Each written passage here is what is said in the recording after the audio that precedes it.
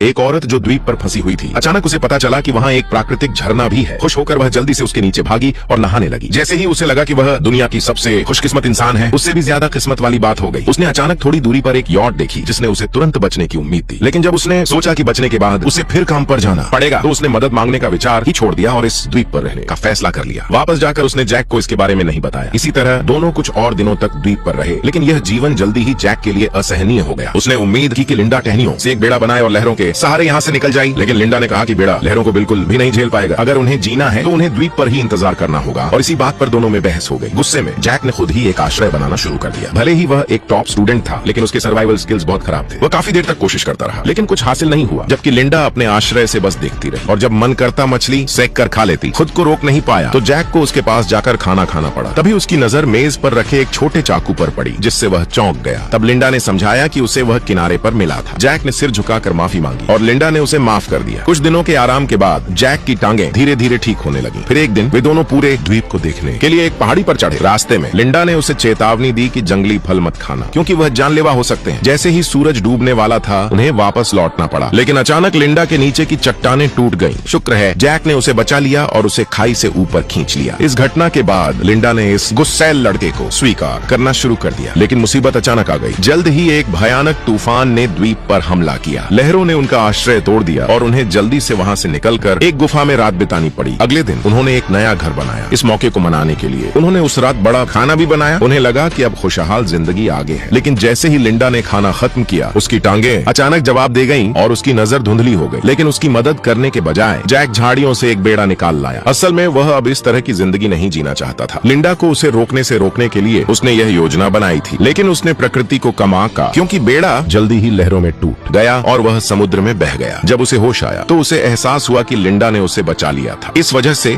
Jack को बहुत पछतावा हुआ। उसने उम्मीद की कि लिंडा उसे माफ कर देगी, लेकिन लिंडा ने इसे दिल पर नहीं लिया। इसके बजाय उसने उसे ऑक्टोपस का एक सींग थमा दिया। जैक तुरंत खाने लगा। इसी तरह सबक मिलने के बाद जैक चुप और उदास हो गया। लिंडा खाने की तलाश में बाहर गई, लेकिन एक पल में ही उसने देखा कि एक नाव उसकी तरफ आ रही